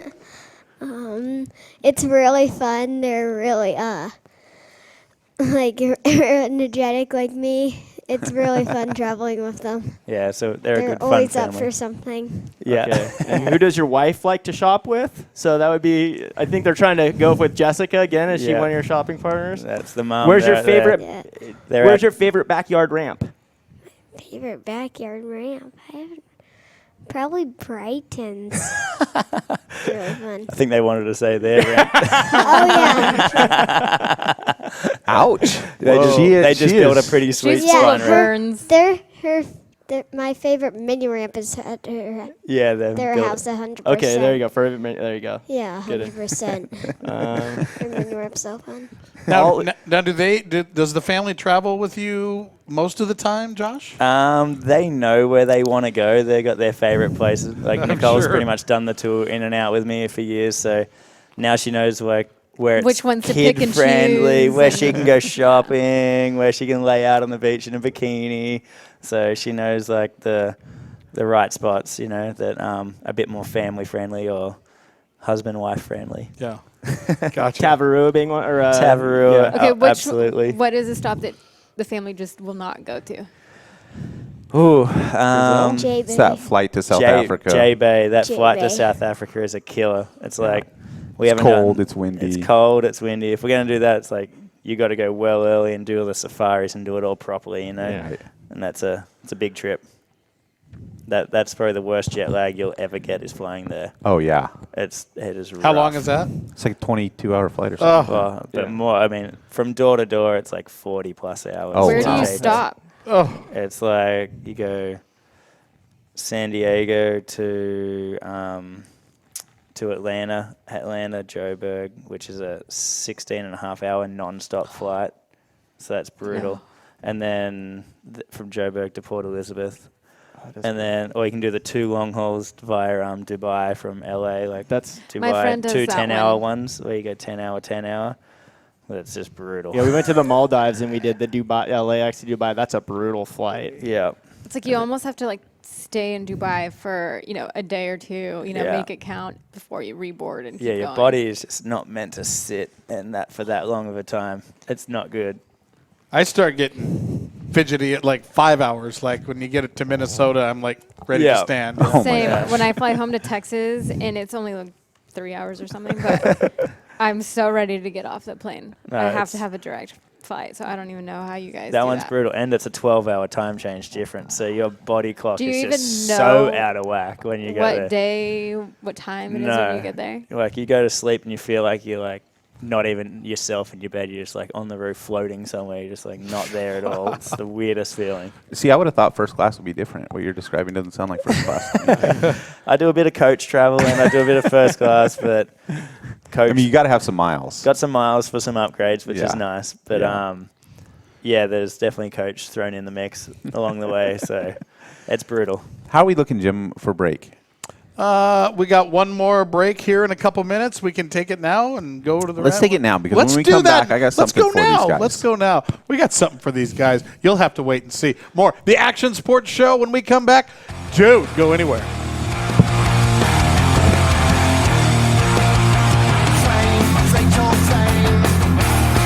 It'll rot your brain, ruin your good name, take money for your shame, and we're all entertained. What can you do?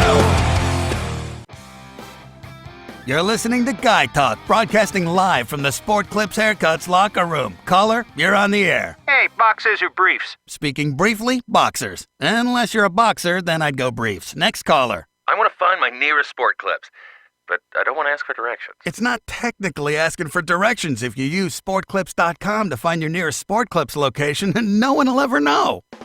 Let's take a break for a word from our sponsor, Sport Clips, where guys go to get an awesome haircut while watching sports on TV. Throw in our relaxing massaging shampoo and our legendary hot steam towel, and you've got our MVP haircut experience. Your head will be as majestic as a freshly mowed Major League outfield. Try it today. Last caller, you're on the air with Guy Talk. So, how cool is getting a haircut at Sport Clips? Oh, it's like stepping up to the plate and slam dunking a touchdown. That's all the time we have today. This has been Guy Talk, brought to you by Sport Clips, where it's good to be a guy. Hey, what's up, ladies and gentlemen? This is Brother Tory Meister coming at you live from the Action Sports Show. Come check us out. You better like them, man. Yeep, doggy. You're on, guys.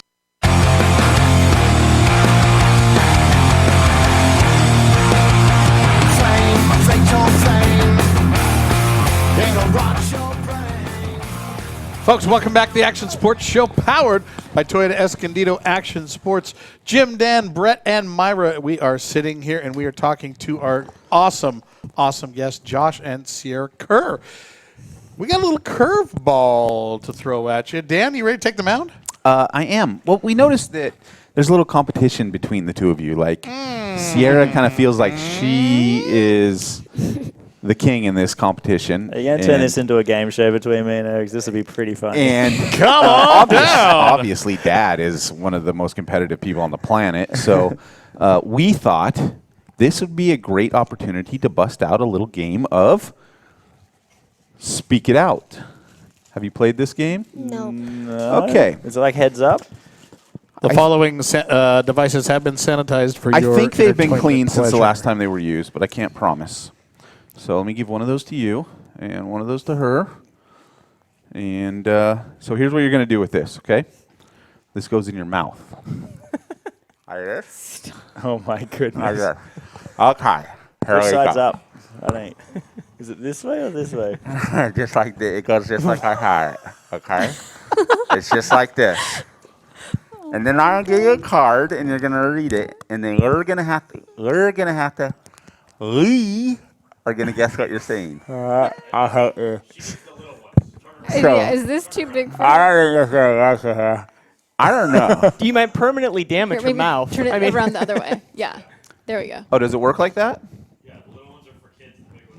Look at this guy. That's why we keep. Crazy Chris has been playing this game for years.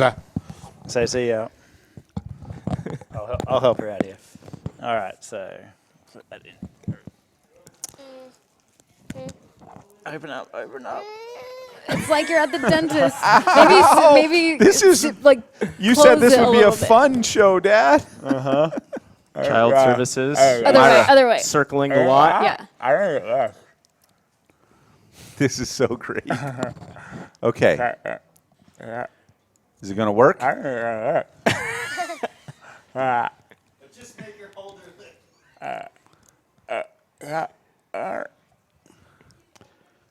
How are we doing? Okay. Perfect. Okay. Wow. God. Here's what we're gonna do. At least it's not torture. Yeah. Oh wow. Little did you know what you were getting into. Here's what we're gonna do. Josh. Do they have a card? Okay, we need a picture of you guys smiling together. Look here. Look at the camera. Okay, hand this stack to Josh. Okay. So, you're without us knowing what it says, we're going to start with you. Okay. Okay, and so actually let's start with Sierra so that she can kind of get through it. Yeah, she needs to go through. You have to read what it says on the card, and then we have to guess. And once we've guessed, then you put it down and we go to the next card. Huh? Just read the card out loud. And then we all have to guess what it says. And once we've guessed it right, then we go on to the next card, okay? Okay. I'm hearing Eddie letter. Okay. Let's try this again. Keep trying. Yeah. You can skip to the next one if you need to. A flamingo wearing goggles. A flamingo wearing goggles. Yeah. Yeah, she got it. Wow, Mayra. Okay, next one. I don't know what that says. Wet, windy weather. Wet, windy weather. Wow. Nice. You've seen the cards before. Nope. Cheater. That finger painting is a masterpiece. That finger painting is a masterpiece. Yeah, she's good. She's the articulator. Pancakes are my favorite food. Pancakes are my favorite food. Oh my gosh, she's crushing you right She now. speaks better than you speak without the thing in, Dan. You don't have to have that in I'm the like whole time. drooling right now. Every which way but lost. Every which way but lost. Yeah. Wow. So it's 5-0. Should we let Dad while he's frothing One all more, over one himself? more. Oh my god. It's dripping in her hair. Okay, come on. Dude, her dedication to the competition, you gotta love it. She is competitive. You already done that one. Yeah. You can flip them over and do the other side if you want, or you could have Dad do the other Let's side. do Dad the other side. Let's give her a break. Hey, big round of applause. Yeah, killing it. So how many did we get? 5. 5. Dude, ruling it. Was that easy? Was that hard? Yeah. How do you think your dad's gonna do? Because of like. He just lost, folks. Okay, I have an Australian accent as well. So. An Australian accent as well. Do I get points for that? Yeah. London, rabbits, frolic in paradise. London Larry. Was London Larry part of it? I need to see it. Back up just a little bit. London, rabbits, frolic in paradise. No. London Larry sugared in the red eye. I'm seriously struggling here. It's a hard one. London, rabbits, frolic in paradise. Tom Selleck's innards. Wait, something frolics in meadows. Why? London. Lunger. I'm cheating because I had Lander. Reindeer. Oh, that's it. Reindeer frolicking. Okay. Next one. Wonder is Ha lalo. Song. Kong. You been drinking? I have no If you're not clue. watching this live on the Facebook Live, then I feel sorry for you. Yeah. If you're just hearing this on the radio. Hi. Hi.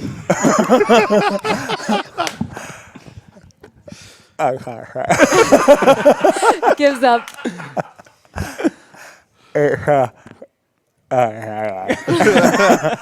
I mentioned my feelings to my father. I mentioned Big I drool. mentioned my feelings to my father. Oh, good job. Big drool. Got it. Oh. Full drool right now. Oh, my gosh.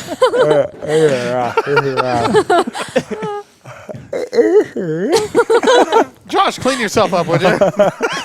Okay. Okay.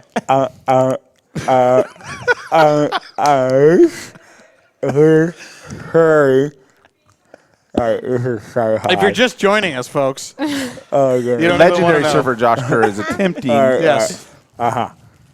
Beautiful is like a happy. Beautiful things make me you happy. Beautiful. I got it. Beautiful is like Beautiful trees. I got it. Bees? Beautiful views make me happy. Oh, nice. Nice. Okay. Got it. I can't take it. Oh my goodness. Okay, I got 2. Do you know how hard Sierra is the big you guys winner. like playing me for a fool? These blue ones are so much harder than the red. It's just And your mouth was Can I like try? 5 times wider. Okay, hold on. Here's the deal. I think I lost. Here's the deal. We need a tally. So, 5 what to was 2. the final score? 5 to 2. Five for Sierra? Okay. Really? And she wants to go She wants again to go- because now she knows. Okay, she's wait. like- I'm going to give her She's a bonus like, one if not she. only Okay. did I beat you, but I'm going to How wreck about you if right she now. can make you guys get this one? She gets ice cream after this. All right. Oh, it's Okay, on. so this is a big one for you, Sierra. Throw it right, in we your gotta- mouth. It's gonna be a blue one because those red ones are easy. Ladies and gentlemen, ice cream is on the line. Oh jeez. What's your favorite ice cream, Sierra? Passion fruit. Good choice. Okay. Okay. Try Okay, that get one. the mic a little closer. Okay, Sierra's going double or nothing right now. She's putting it all on the line. Okay, don't show him. Half Hi. a barrel shy of a con.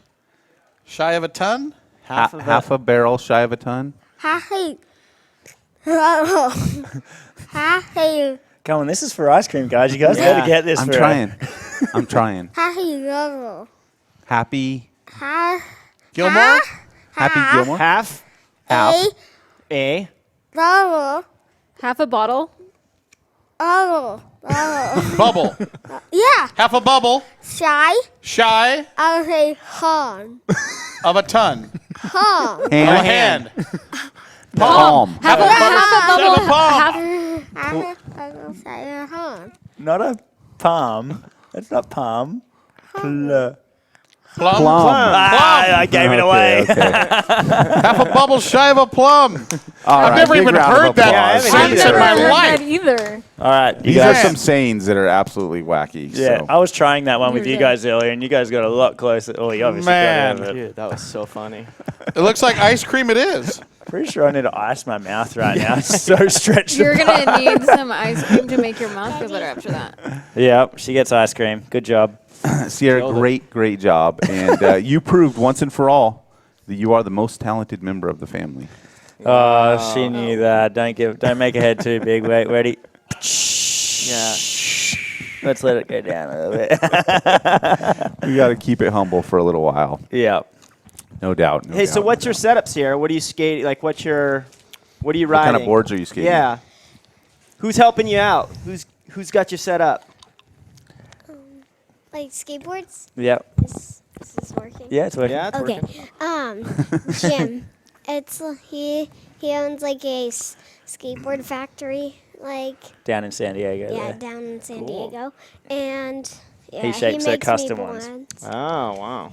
So you have custom skateboards? Yeah. Like, what color are You they? got the Let them know hiccup. all They're about gold. it. They're With gold? Oh. glittery gold. Sparkles. Yeah. Nice. What else? Oh, you fancy, huh? What are you independent trucks you using? Yeah. Yeah, we just go down to And McGill's and support the good cause down at Bones McGill's. wheels. Cool. Good Bones dudes. wheels, right? Bones wheels, Good yeah. peeps over there. Yeah. How about pads? Who are you wearing for pads? 187. Good. Vinton. Yeah. Vinton at Yeah, 187. exactly. He's the Vinton man, hooked us huh? up. Yeah, he's a good dude. He's a real good dude. Yeah. I just got to share this story real quick because we're running into sort of the end of the show here. And so I was excited about having you guys on, and I was showing my daughter some of your Instagram, and my daughter's 17. She's about to graduate from high school. She's an incredible young lady, and she was watching your Instagram and looking at all your stuff, and she's like, this girl's 9. And she was like kind of looking at me like, you failed me, Dad. I'm 17 and she's 9 and I can't do any of this stuff. I mean, that's kind of And how it was my fault. I felt like a failure earlier. Right? I thought I was cool because I ride motorcycles, but she like worked me. So what I'm saying is you're setting the bar, you're wrecking the curve, you're definitely setting a new standard, and that's for your whole family. You guys are just doing it right. The Shred family in the house here. Yeah, so. it's good fun, man. And having fun, right? Oh, I'm just so blessed to be able to have a little girl like her that can enjoy everything that I love, and cool. she's down to go wake surf, go skate, go play around on off-road toys, whatever, go race RC cars. Break 100 at golf on a full-size course, I heard. Yes. You know, That's Sierra, golf. there's a lot of girls out there that, think that kind of cool sports that you do, that they can't do it because they're girls and stuff, or, they hear it that girls can't be good at those types of sports. Like, what would you tell them? Like, Just if you have a dream, just never give up on it. just go for it, right? Hello. Wow. That's good. Wow. There it is there. That's mom's training right there. Yeah, I was going to say, Nice. someone's coaching for sure. That was that the final mic That's drop of the night? yeah. Mom's Wow. media coach. Bam. Yeah, I was going to say. Boom. Amazing. Boom. She dropped it herself. Yeah. You should dab out of that one too. Just Yeah. Nice. Solid. This girl has Nice. every trick in the bag. Very cool. And Love do you it. like Just drop the mic. wake? Do you like going on the wakeboarding boat and stuff too? I know your Yeah. dad's got to deal with Tyga, Yeah. and so you get to go spend some time on the lake too, when Yeah. maybe the waves are flat. Yep. That's Yeah. pretty cool. Do you guys go to the Carlsbad Lagoon? Yep. Very cool. Yeah, it's good fun, definitely. And doing all the lake trips and all that, are good fun. Get out of the marine layer in June and go Right. to Get out of the June gloom and go get some heat. Yeah, exactly. Go enjoy the desert heat for a little bit and play around, make our own waves in the lakes. Yep. Yeah, get your shred on. I like that double wave that you guys did with like 6 or 7 people. Yeah, that's so going both fun. directions. That was yeah. cool. That's fun. Yeah, it's like just literally a party. You're so bummed when you like have the 2 boats going and then you fall and you see the 2 boats keep going and all the 5 people and all that going. You're like, oh. And they go like 100 miles. Yeah. It's like, I wish Just I was waiting still back going. Yeah. Quick question: do you do Fantasy Surfer? I do. We have in my community and little community where we live. Tournament. We have a little tournament between us. So Who I gets think stink eye if they don't ever have you on their Man. team? You give them some stink eye, dude? No, I don't look up on people's teams. Actually, my missus is the one that's like the fantasy team killer. I think she finished 7th one year or something crazy like that. Wow. Yeah. Like out of 20,000. Yeah, so. I was in 21st place for a minute, after the first 2 contests this year, and then the wheels fell off. How's the claim right there? Yeah. I will. Hey. You like that, dude? Whammo. That's all I got, dude. Your claim to fame. Remember That's it. when John finished second? Yeah, he's finishing. No, he's finishing 2nd in our club right now. Yeah, I think I'm coming 25th in our club right now. I'm like, I got passion picks. There's just certain people. Yeah, I won't that's pick. how I am. That's how I am too. Hey, any last words? Where can people follow you on social media? Both of you, real quick. We're getting ready to wrap her up. She's catching you on social media, by the way. Yeah, Sierra is Sierra Kerr. Easy. Sierra Kerr.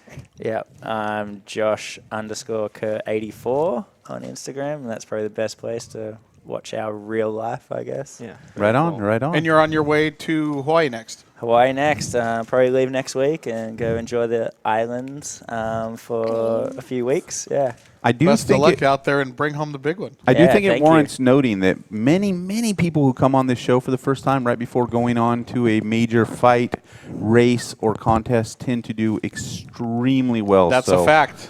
You have something going for you that Sports didn't have Show going for you mojo. an hour You ago. guys did boost my ego up that little. I'm feeling that little bit Yeah. more confident going Yeah, into the the next speaking one. game Careful really though, brought because it Sierra out. will knock you right back down. Well, hey, I'll just strike my humble. rashi on her. You know, she can surf the heat for me. Are you gonna board caddy for your dad at Pipe? If I'm there, yeah. Yeah, you will. She Hey, was my uh, caddy at Pipe last year. Super stoked you guys came and chatted with us. Hope you'll come back another time. Absolutely. And, Thanks for having us. We have some more downtime. And so great meeting you, and keep up the awesome work. Thank you.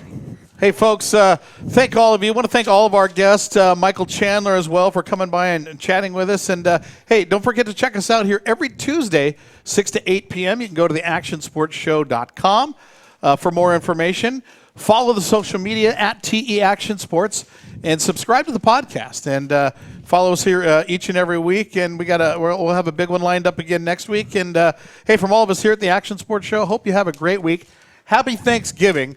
And, be thankful for all you have. Remember, don't text and drive. Be careful during the holiday. We'll see you next time right here, Tuesday, the Action Sports Show.